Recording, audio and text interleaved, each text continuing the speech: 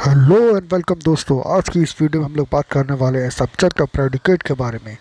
Subject और predicate क्या होता है, सब्जेक्ट क्या होता है, प्रेडिकेट कैसे इनको आइडेंटिफाई करते हैं, जानेंगे इस वीडियो में। चलिए स्टार्ट करते हैं।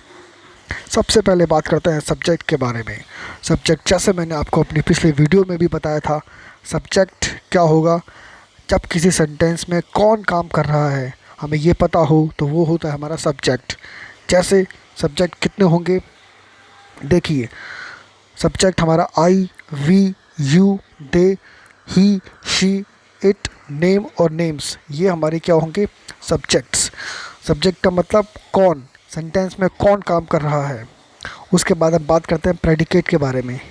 प्रेडिकेट क्या होगा कि सब्जेक्ट सेंटेंस में क्या कर रहा है, तो वो आपका होगा प्रेडिकेट। तो हमने क्या सीखा यहाँ पे, दो चीज़ें आपको याद रखनी है। पहला, सब्जेक्ट कौन सेंटेंस में काम कर रहा है, और सब्जेक्ट क्या काम कर रहा है, वो होगा आपका प्रेडिकेट। सेंटेंस में कौन काम कर रहा है, सब्जेक्ट, सेंटेंस में वो क्या काम कर रहा है, वो होगा आपका प्रेडिकेट। हु एंड व्हाट, ये आपको याद रखना है बस, इससे आपका काम हो जाएगा। आगे बढ़ते हैं, बात करते हैं subject. Subject is a part of a sentence which tells who और वॉट सेंटेंस इज़ अबाउट। यानी कि सब्जेक्ट क्या है, आपका सेंटेंस का वो पार्ट है जो बताता है कि कौन या किसके बारे में वो सेंटेंस है। सब्जेक्ट आपका नाउन भी हो सकता है और आपका प्रोनाउन भी हो सकता है। नाउन यानी कि किसी का name, Raman, Suman, Aman and so on. या फिर ये हो सकता है प्रोनाउन।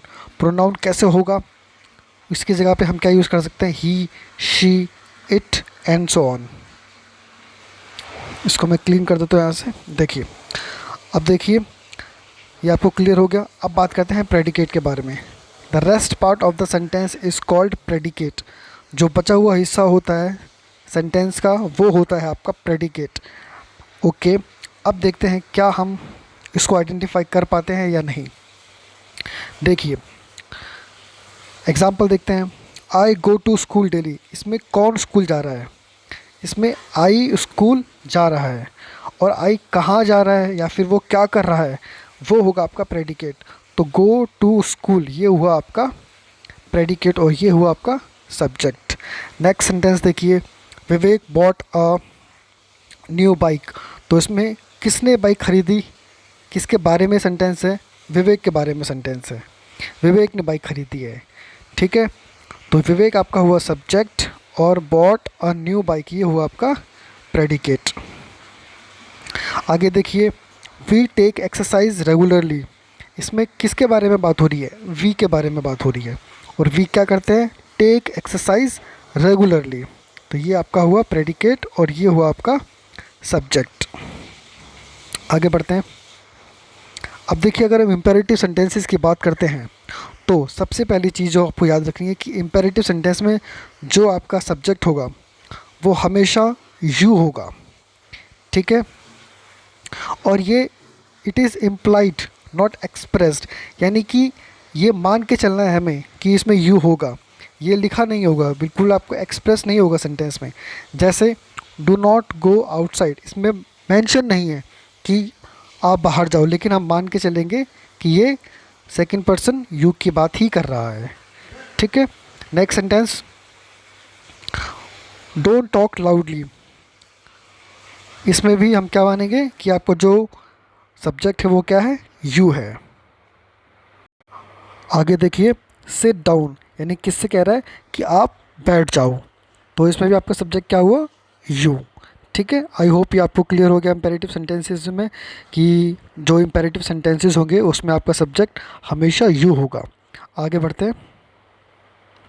जब हम बात करेंगे इंटरोगेटिव सेंटेंसेस की, तो इसके अंदर एक सेकेंड, इसके अंदर आप देखिए जो आपका सेंटेंस जो सब्जेक्ट होगा वो आपका आफ्टर द क्वेश्चन वर्ड या फिर हेल्पिंग वर्ब के बाद आएगा। यानी कि सबसे पहले हम हेल्पिंग वर्ब या डब्ल्यूएच वर्ड या हेल्पिंग वर्ब का यूज़ करेंगे, उसके बाद हम सब्जेक्ट का यूज़ करेंगे। एग्जांपल देखिए, कैन हमने मोडाल्स का यूज़ किया है, कैन यू डू दिस।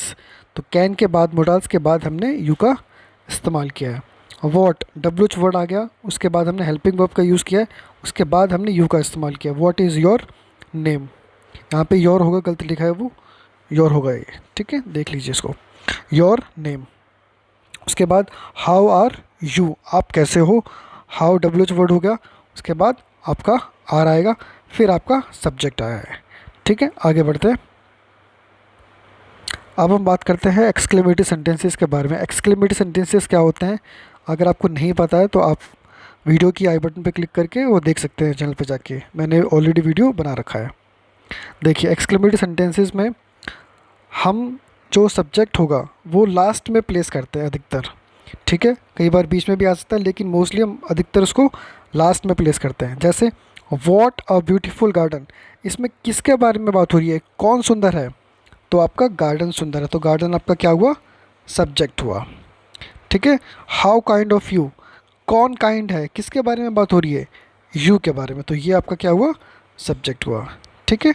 आगे बढ़ते हैं नेक्स्ट। अब देखिए कुछ इंपॉर्टेंट नोट्स जो आपके लिए हैं। अगर हम हेयर और देयर की बात करते हैं तो आपका सब्जेक्ट कैसे आता है, हेयर कम्स द बस, तो द बस आपका सब्जेक्ट, हम किसके बारे में बात कर रहे हैं, सब्जेक्ट के बारे में बात कर रहे हैं, बस के बारे में बात कर रहे हैं, तो बस आपका क्या हुआ, सब्जेक्ट इस सेंटेंस में। उसके बाद देयर ही गोज़, तो किसके बारे में बात की हमने, ही के बारे में इस सेंटेंस में, ठीक है, तो ही आपका सब्जेक्ट हुआ।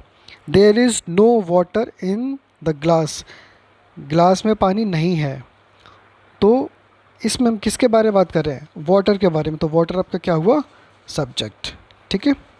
आगे देखिए no one, no one is in the room, room में कोई नहीं है, तो इसमें किसके बारे में बात करें, नो वन के बारे में, हमें सब्जेक्ट मेंशन नहीं है तो हम किसके बारे में बात करें, नो वन के बारे में, ठीक है, तो ये आपका सब्जेक्ट हुआ। सम वन इज़ कॉलिंग यू, तो कोई आपको बुला रहा है, कौन बुला रहा है ये क्लियर नहीं है, लेकिन कोई बुला रहा है, तो वो क्या हुआ आपका, सब्जेक्ट, तो सम वन आपका सब्जेक्ट हुआ। नेक्स्ट है can any one do this, can any one, क्या कोई ये कर सकता है, तो कोई आपका क्या हुआ, एनी वन आपका सब्जेक्ट हुआ, ठीक है। आई होप आपको ये क्लियर हुआ होगा फ्रेंड्स, नहीं क्लियर हुआ तो वीडियो को दोबारा देखिएगा, आपके सारे डाउट्स क्लियर हो जाएंगे। और ऐसी इसकी एक्सरसाइज कीजिए, अगर कोई डाउट होता है तो कमेंट बॉक्स में ज़रूर लिखिए। Thank you and God bless you.